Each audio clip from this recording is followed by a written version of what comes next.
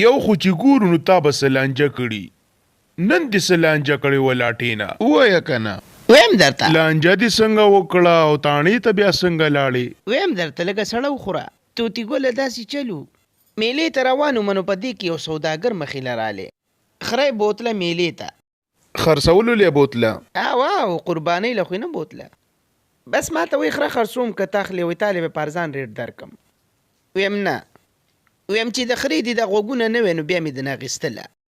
بس یار دې جیب ته لاس کو اورې بس ته جیب نه چاکو راویست اورې د خرې نه دواړو غوږونه کټ کړل وایي اوس وایه لګي دي ویم نه که نه دې پسې شاته لکۍ ده وایي مړه دا خو څه خبره نه ده وایي دا به هم ترې کټ کم بس یار دې لګیا شو اورې هغه شاته لکۍ م ترې کټ کړه ما ته وایي اوس دې په څو لګي ویم یاره ما ښه ډېرې پیسې در کوم خو دا خپې م ترې کټ کړه وایي زه ټیک ته دا به هم ترې کټ کم بس یار دې ونښت واورې 4 وانه خپې ترې کټ کړې بس بیا راته داسې کي وایي اوس دې په څو لګي ویم یاره اوس خو مې بیخي نه لګي وی ولې ویم په تشه خېټه زه څه کوم خره خو تا ټوله بونډۍ کړه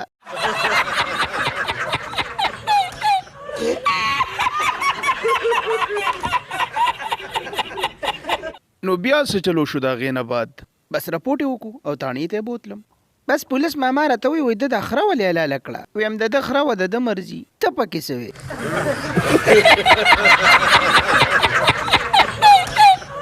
یو ځای کې ولاړو بس نسوار مې داسې تو کړل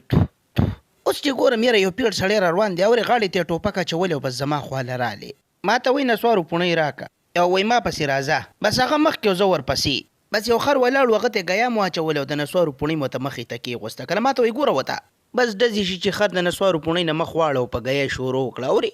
هغه سړی ما ته وایي دې نه تا څه سبق یې زده کو ویم دا سبق مې زده کو چې کوم سړی نسوار نه کوي ویم هغه ته خر وایي هلکه توتي ګله خر څه ته وایي چې یو سړی په خپله خبره باندې بل پوه نه کي خبره بیا وکه پوه نه شو ای طلاقه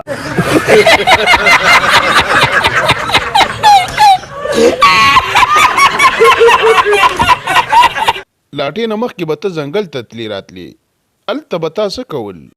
او تلم به نو هلته به دې څه کول او که نه هلته هم دا شان قیسې کوم زناورو ته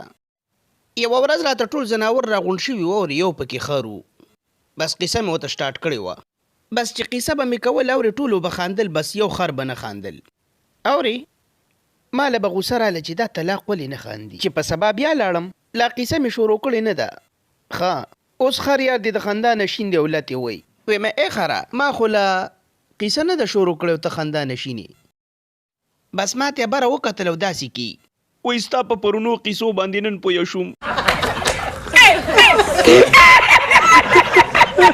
ویم په رښتیا خرې د خر بچې دا نوم چې رباندې چی خیخت ولی در باندې خی دی